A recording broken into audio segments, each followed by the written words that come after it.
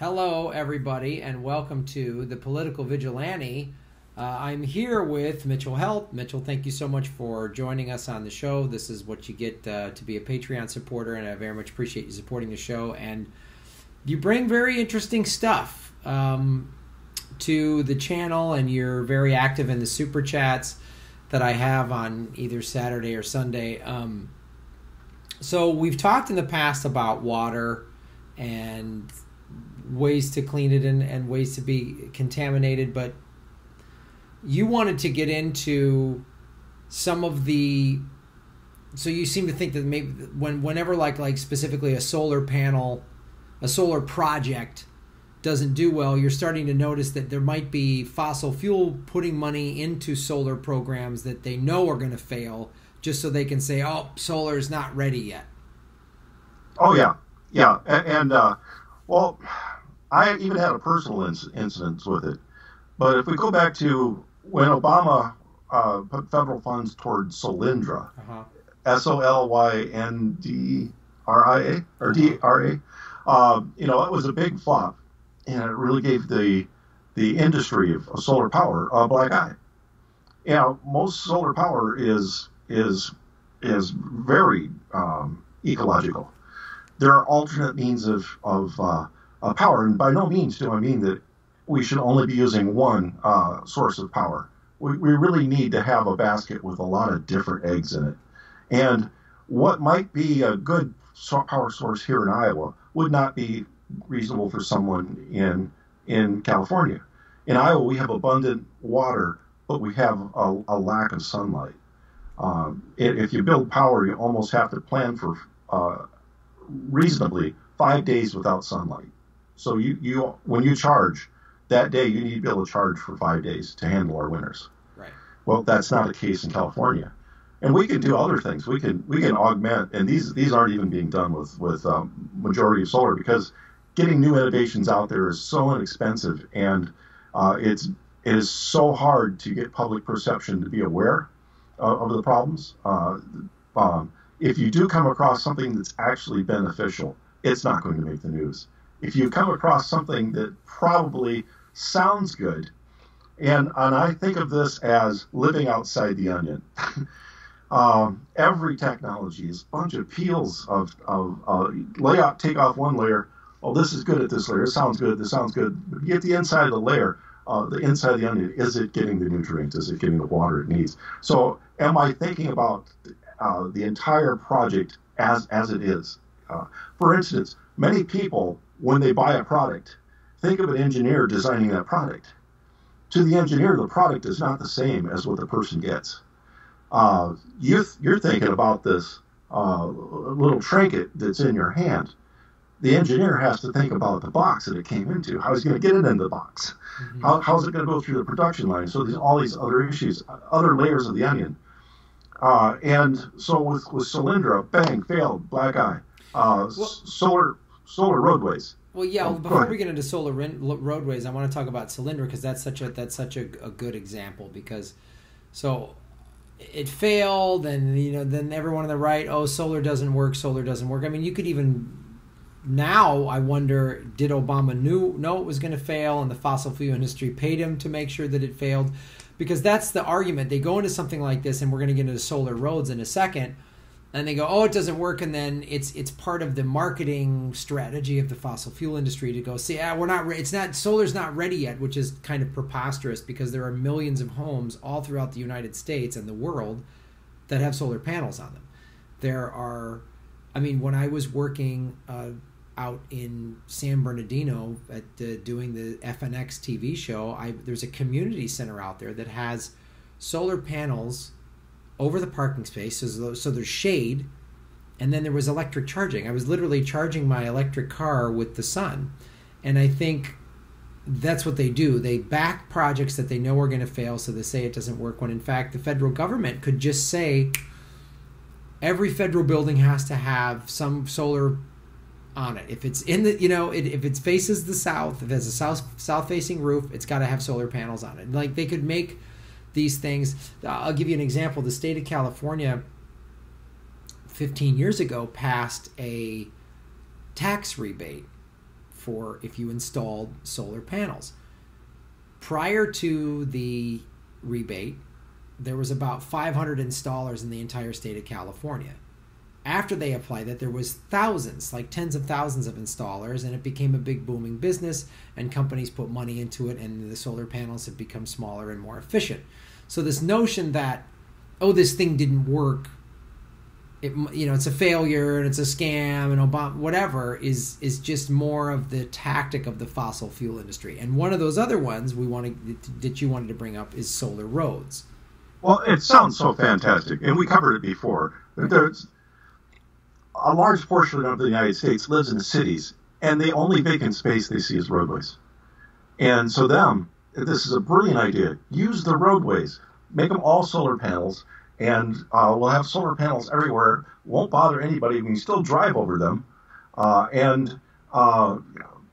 it doesn't make sense because the majority of the country, space-wise, is empty. We have so much room in Iowa. We could power Iowa just by putting solar panels beside the roads, or even better, over the roads. Our biggest problem, and I bet this is true out in California, you have roads going east and west that about commute time hurt your eyes. Imagine if the roadway was covered. So all those accidents where you can't see somebody in front of you are gone. Right. So get this secondary benefit.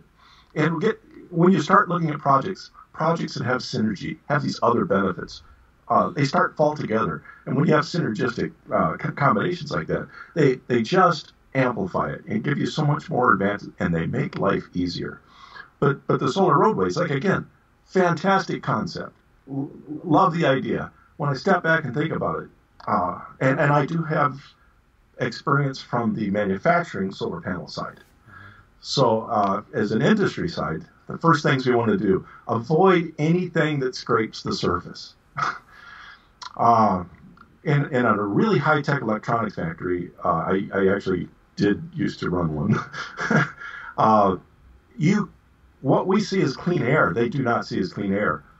Air like the room I'm in right now is not suitable for making high-tech electronics. You've probably seen pictures of Intel people with basically spacesuits. We are emitters of debris. But more than that, there's debris from the environment, all kinds of little pieces of silicon dioxide in the air. Yes, these things get suspended and floated around, and they ruin surfaces. So we have what we call clean rooms, where right now in this room, there are probably 1 million particles per cubic meter of silicon dioxide just floating in my room. And I'm in a basement in Iowa. You guys have sand.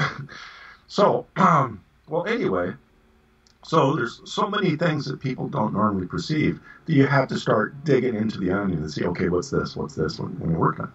So the first thing is, when rubber is against a piece of glass, it tends to have these little things in it. And when let's say a 1 millionth or 1 billionth of a meter wide particle sitting on a dust on a piece of rubber hits glass, it scratches it, and that scratch goes 12 times deeper than what the particle size is. Mm-hmm. So, and then as force goes, it just kind of crunches and compounds and compounds. So really quickly, the surface becomes cracked to the point where it still looks like glass to us, but to the solar panel, the energy gets diffused. Doesn't hit it straight on like it used to. And that's the next thing. Solar panels at this latitude, and even Los Angeles, need to be tilted. At the angle that the solar panels need to be tilted would be severely horrible for our roadways. So at a maximum, you probably need to have yours tilted somewhere between 12 to 30 degrees.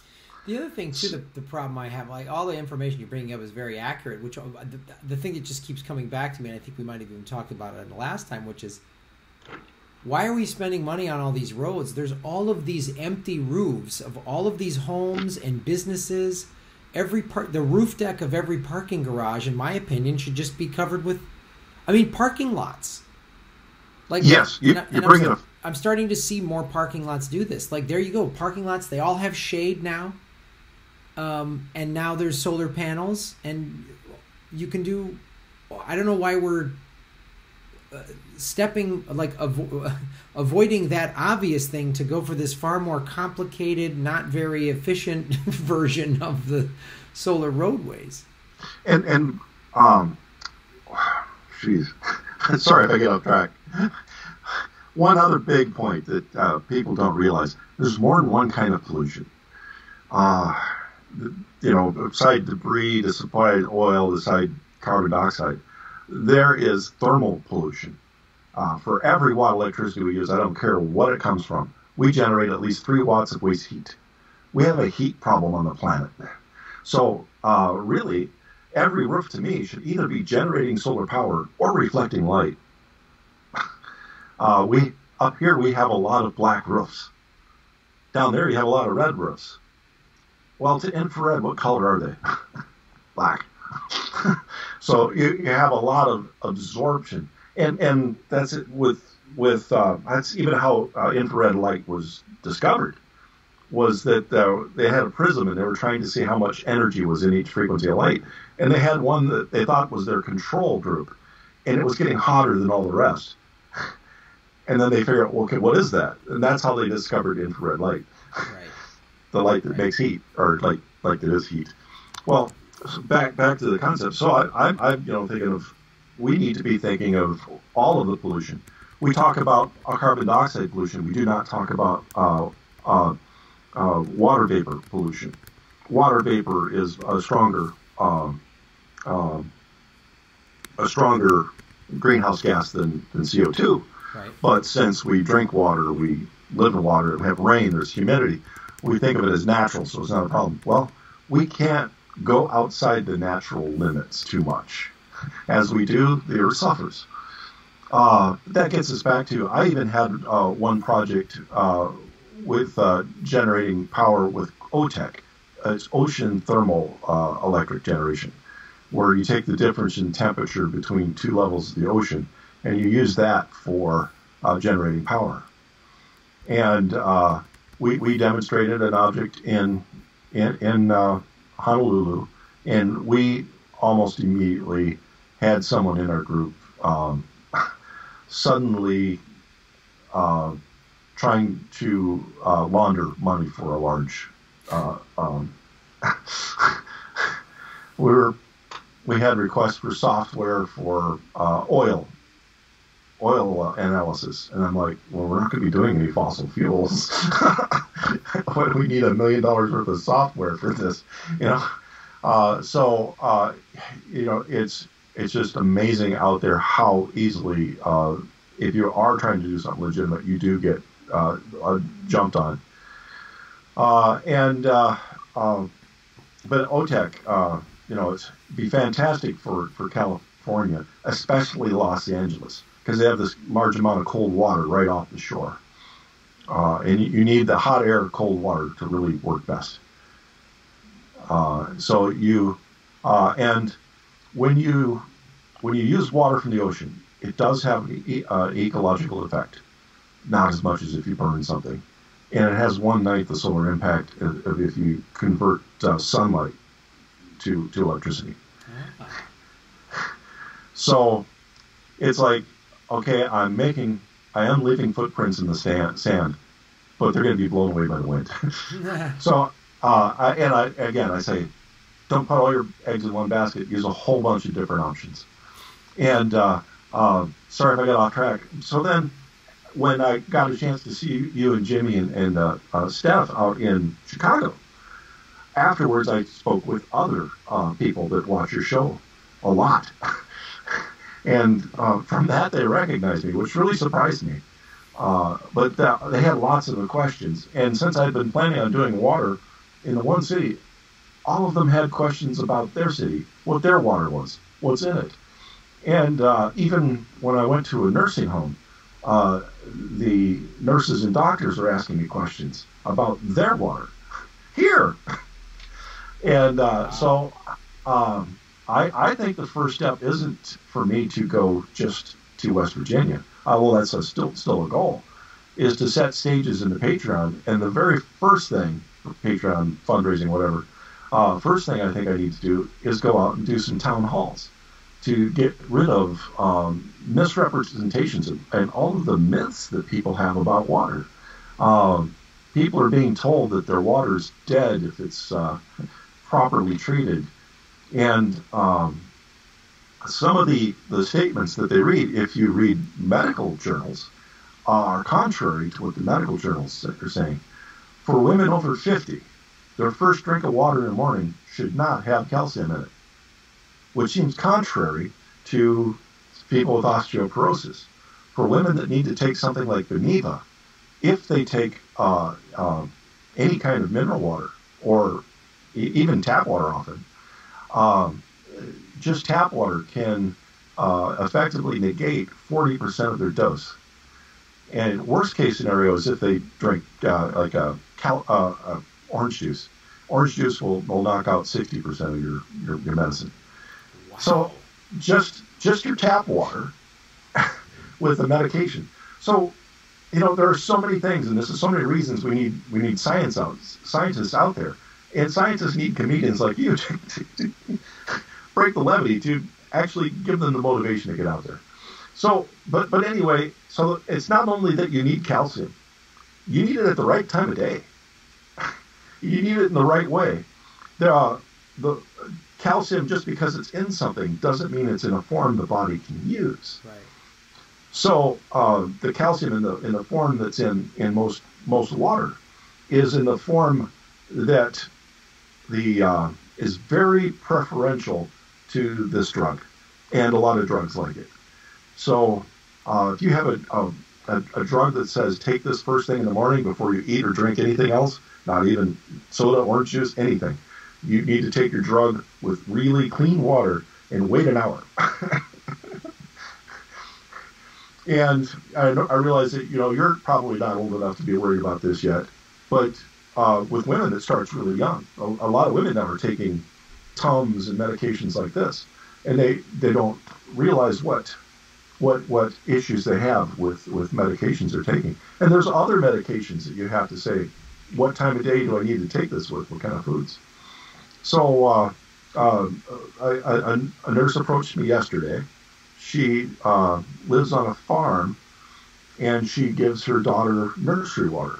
And I was asking if that was okay. And I said, yes, yeah. And just to make sure, I had to come home and look at some medical journals to make sure that the water that she mentioned was actually safe. Because I wouldn't have let her go through the next day if I hadn't. And she had a bottled nursery water. She had by the gallon to take home.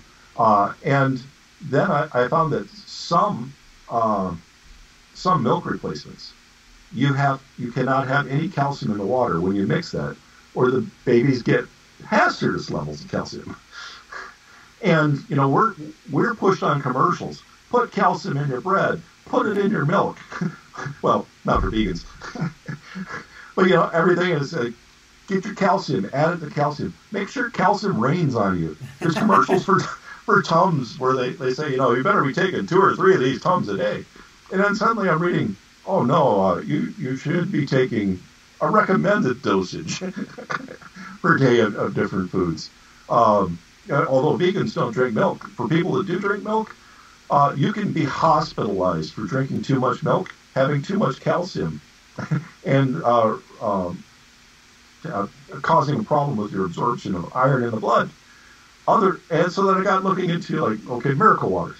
And I thought, I'm going to have like a display of filtration methods and a display of what's on. And I don't remember if I've mentioned this on the show before, but you can't smell chlorine in water. And you think, no, I've been to a swimming pool. I've smelled chlorine.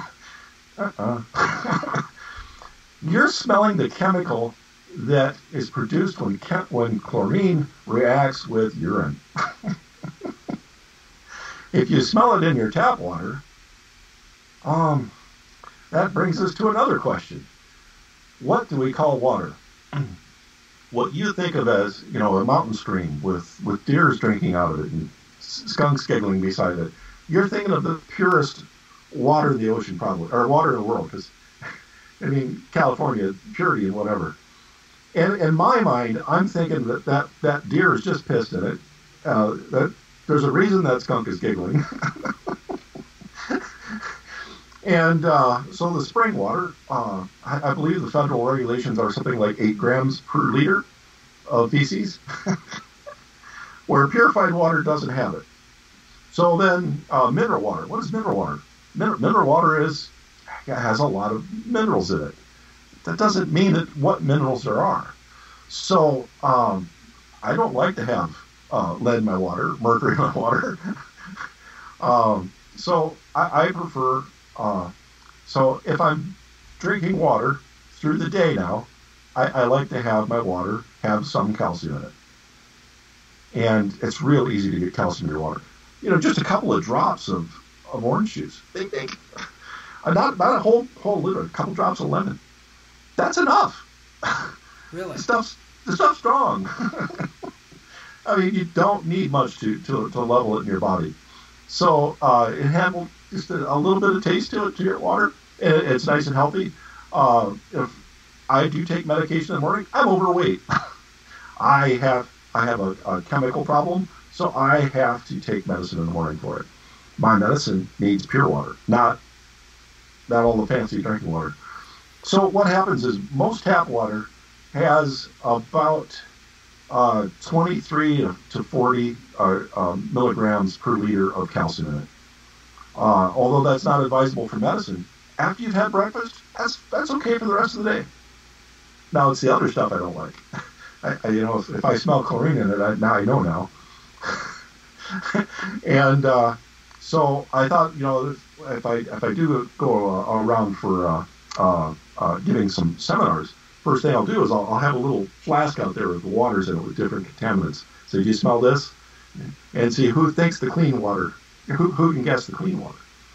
So when you look on a site like a mineral water, let's use the name Terrier. It's from the mountains. Well, what minerals are there? Mountains. Mountains are made out of what? Well, there's usually a lot of iron. Oh, sorry, I'm looking. A lot of iron. But there can be everything from radium, a lot of things that tend to be in rocks that decay on something that came from lower in the earth where a lot of radioactivity is. That's where your mineral water is. So, to me, it's a crapshoot, whether to drink water. And to me, the simplest water is a cure. So then it came up with and always use Himalayan salt. And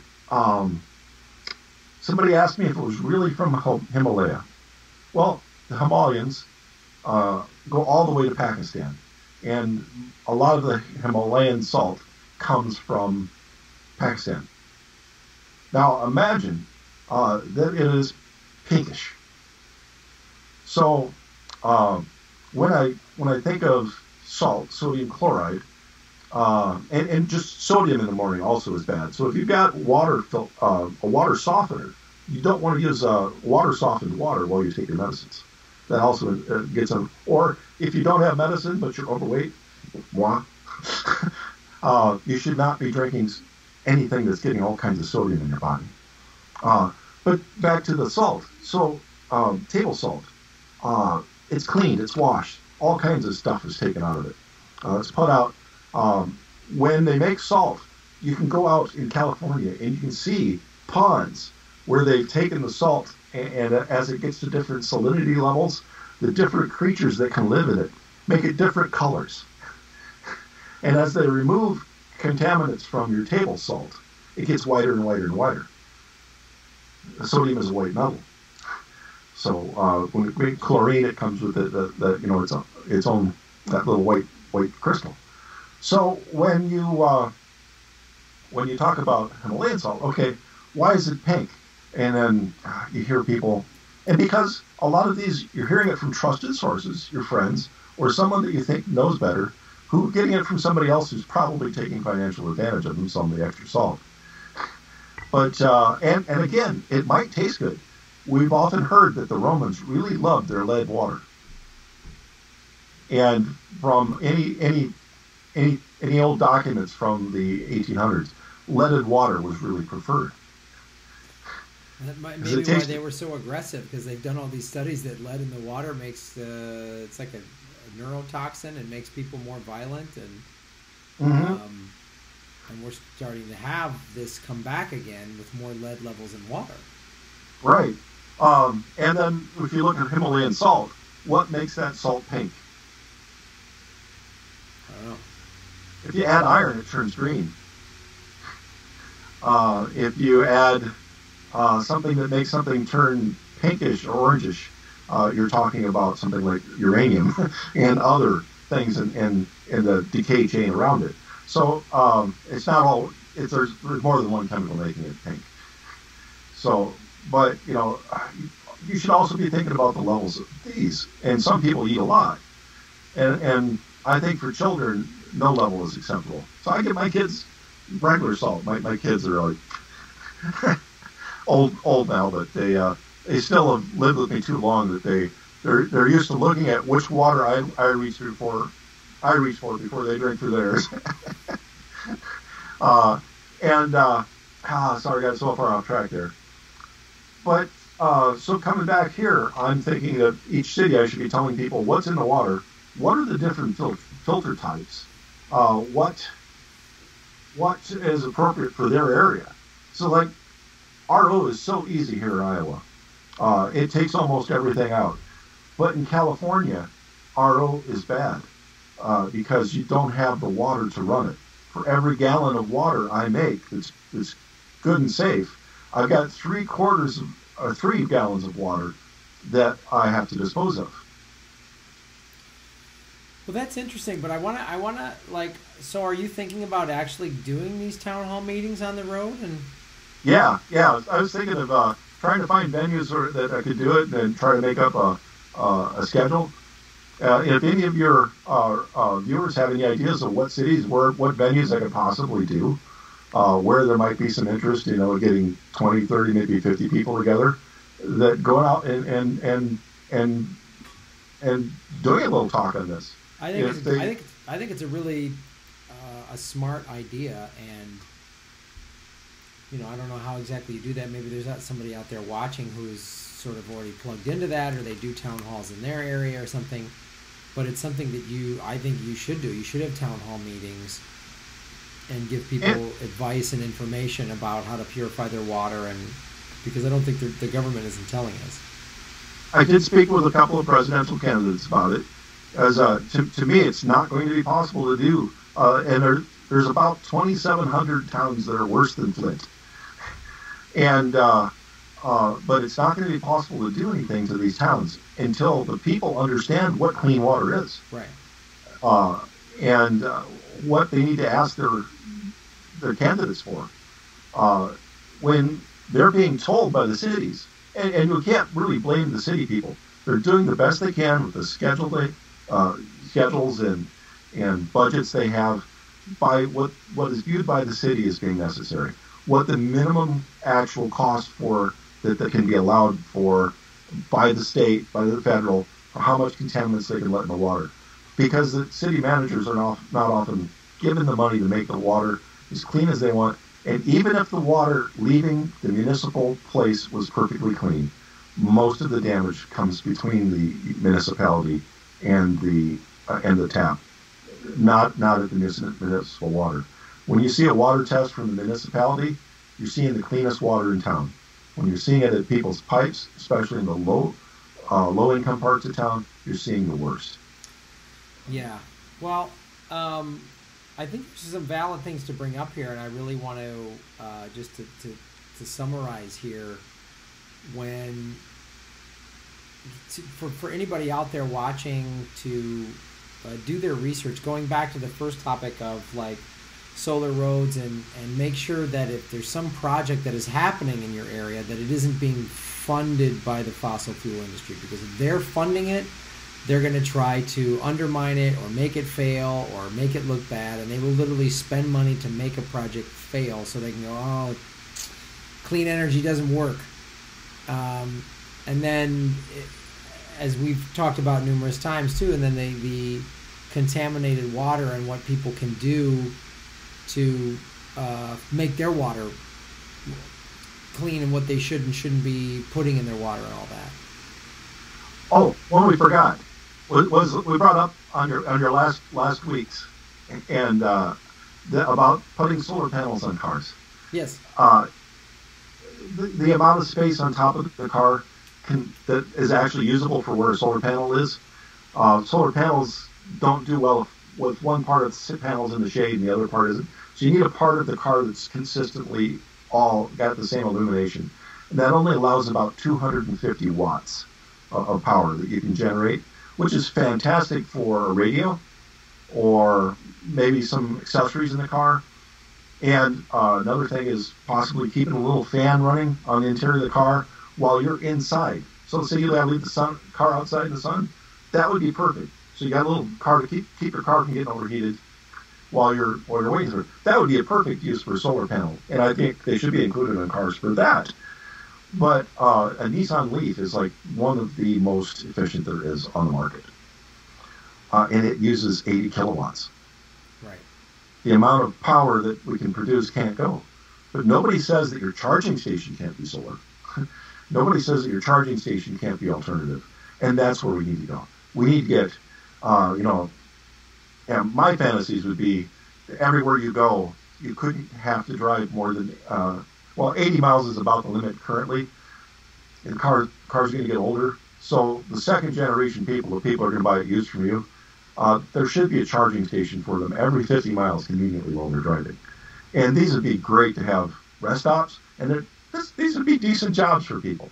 Say, are you okay? The other thing, too, I'll say with that is just as an electric vehicle owner, when I have to charge places and places that have fast charging, I tend to give those places business. There's a Trader Joe's that have fast charging here on the west side of Los Angeles. I've been shopping there more, and malls that have, like I see movies every week for my Comedy Film Nerds podcast, and this, I'll go to a mall that has charging there. That's where I'll spend my money. So I think there's so many, and you could have, I know Tesla's trying to do this, but you could have a network of fast charging stations that are all solar paneled. You could have a little coffee shop or something for people to, kill time and spend a little money while they're getting their car charged. Mm-hmm. There's so many businesses. When I was commuting every, 3 days a week, I was driving 70 miles each way to go out to San Bernardino to work on that TV show I was directing. I would have to stop at certain places along the way sometimes. If I had a fully charged battery, I could get all the way out there and charge it and then on the way home. But again, if I had to drive somewhere the next morning because I don't have charging in my building, I would have to stop somewhere, and I would always, I'd work it around. I know where there's a charger, and I know where there's a restaurant I want to eat at, and you can make. There's so many jobs that people could be having with this network of alternative energy or green energy charging stations. And I view people contact jobs like this as really important to our society. We need to be a society that's helping each other. Mm-hmm. And we think of it, no, we can't give jobs like that. That's like welfare. Well, no, it really isn't. What I see as a wealth fair is when we have an industry like the insurance industry. It really doesn't provide any extra value to our care, and it costs us a lot more than if we just had the care and all put together into government supplied reimbursement for the doctors. Mm-hmm. So we'd eliminate that. Sure. That'll eliminate a lot of jobs in the insurance industry. But to me right now, most of the jobs in the healthcare insurance industry are welfare. We're keeping them employed just to give them jobs. But really, if we want to give those people money to keep the economy going, it would be more effective to just give them the money that they earn, and it would save us 50% on our medical costs. just to pay the insurance people to go home and give them their current salaries at home, we would still be ahead. And that to me is just phenomenal. Yeah. And we have so many other things. We have all this wonderful sunlight out in California. We're not thinking outside the onion. We have so much things we're using fuel for and wasting because we don't think we have the energy to do them. Well, bodies. Right now, cemeteries are toxic nightmares. We put embalming fluid that any company would have millions of dollars of fine for if they put that kind of fluid in the ground. And like where my mother's buried, 10 feet from a river. Man. Where's that chemical going? To me, it's not ecologically, I hope I don't cause a mess with this, but it's not ecologically responsible to bury someone if they're embalmed. It isn't. And what should we do with them? We don't want to burn fossil fuels. Well, why don't we take the bodies out and use the sunlight in California, Texas, Georgia, whatever. Burn the bodies in sunlight. There's so many things that if we start saying, oh yeah, this person, we could start thinking about this project. Let's take a bunch of people and see if we can get that going. Let's get that going. Instead of, we can't cut down these industries that keep all these people working. Right. 3/4 of people in the United States now are even secondarily related to the defense industry. That if we cut back the defense industry, what are these people going to do? Well, if we're using the welfare model and we're giving them jobs just to keep them jobs, we'd save 50% just giving them that amount of money. If they're making $100,000 a year, give it to them. We save 50 more. Oh yeah, I mean we've talked about this a lot, but it always bears repeating. Is that we could divert all of this money being spent on war and put it into reversing the climate and giving people very good jobs and doing all these programs we're talking about, and that's where the Green New Deal, and you could tie that into a federal jobs guarantee, and all of this money and resources could be spent to making people's lives better. And we are in a climate crisis, so it could save that. So it's all excellent. Every time we are on the show, it's always great because you always have these sort of multi-pronged ideas that integrate very well and solve a lot of solutions, which I really like. Yeah, I mean, I'm sorry if we're going over long. There's just so many things to say that are tough to get out there, especially for an engineer. Nobody listens to us. But we've got. Have I mentioned the whale cycle on this show before? I think so. Oh, okay. So we killed so many whales, right? And the whales were our first line of defense against carbon in the air. Mm-hmm. So algae produces or eats carbon dioxide and produces food in a way that's different from plants that are out in the air. So plants that are out in the air need to release water, which is a greenhouse gas. Algae doesn't do that. So majority of our oxygen, our lungs for the planet, are not the rainforests, although the rainforests help just a little bit. A majority of it is the algae band around the equator, plus or minus 40 degrees. So, to me, right away, the first thing is we got all these people unemployed. We need something for them to do. The whales used to provide all of this whale feces to keep the algae belts going. Well, dumping just human feces in the water is bad because of other diseases. It needs to be sterilized and stuff. So there's a process. It needs to be treated. So why don't we put some of these treatment plants and a whole bunch of people, millions of people, out on some boats and get them out there whaling. By whaling, I mean not killing whales, but acting like whales. Getting that algae belt going again. Coking that up. Because it's the fastest way we could reduce the climate damage and actually possibly be able to see it in a repair in our children's lifetime. And we have countries that need aid. These people don't have money to eat. They don't have anything to do. But hey, they could go on a boat. While they're on that boat, we could be teaching them English and other languages so they can communicate and work with other people. We can start building a network and using resources. People that are in different areas of the world, just because they don't have money to even buy a pair of shoes, doesn't mean they're stupid. So a lot of these people, once we can educate them, we start working together. Once they're no longer suffering, they stop fighting each other. Yeah, and then people get mobilized together to one unified cause, which is what it's going to take. Like the whole planet's going to have to get together. So it's going to take real leadership and I hope we can find that, because the current political system doesn't really allow that to happen. But and in a monarchy, which we're becoming a pseudo monarchy anyway. In a monarchy, the one person who can tell the king the truth is the jester. So again, I implore you, as the front line, comedians are the ones that can bring the most stinging information up in front of presidents, kings, whatever. And an engineer isn't going to be heard. If we try to do something that is worthwhile, we're viewed as being a flaky engineer. Well, but a comedian can say something that sticks in the brain. Well, thank you. I appreciate that, and thank you for coming on the show and sharing your knowledge with us. So, Mitchell Heldt, everybody, he's the man here that always gives us the information on water and solutions we hadn't thought of to fix the climate crisis. So, Mitchell, thank you so much for being on the show. Thanks. And sometime in the future, maybe go take a crap will become a big a big compliment. Yeah, go take a crap on a boat. There you go. Thank you so much for saving the world, because you took a crap on a boat. All right, thanks. All right, Mitch, thanks for being on the show, buddy.